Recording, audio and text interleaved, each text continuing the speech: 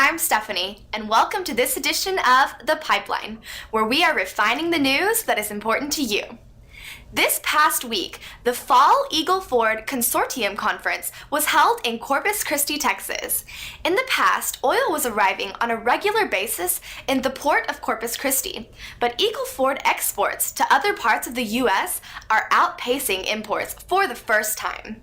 The port is now booming. More than $3.8 billion in projects under construction and another $10.7 billion are in some phase of permitting the port. The largest project being considered is a $10 billion natural gas liquefaction plant that has been proposed by Cheniere Energy.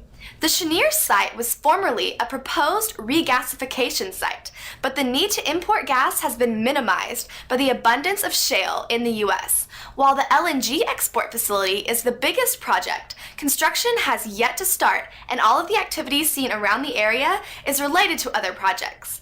A few of the largest projects include a $900 million M&G PET resin plant and a $1 billion Oxy Ingleside Energy Center.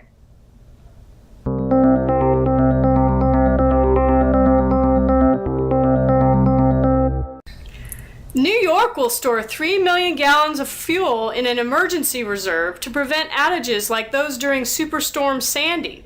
1 year ago, Governor Andrew Cuomo announced the state would create a strategic gasoline reserve, which comprises of a $10 million pilot program that includes tanks for the fuel on Long Island. Should outages occur in an emergency elsewhere, the gas could be delivered, he said. It's being called the first such state-based fuel reserve in the nation.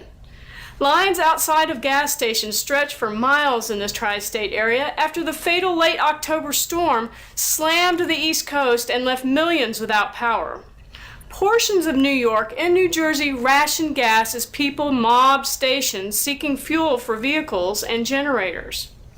Emergency responders also found themselves without enough fuel. 4 days after the storm hit, AAA estimated between 60% and 65% of gas stations in the region were not operational. Many stations were left without power to pump the gas from underground tanks. Others ran out of fuel, and some resupply efforts were hindered by traffic jams. In June, Cuomo announced $17 million to help more gas stations install the emergency generators. His office said in a similar emergency gasoline from the reserve will be released to meet fuel needs while the industry recovers from a disruption in routine operations.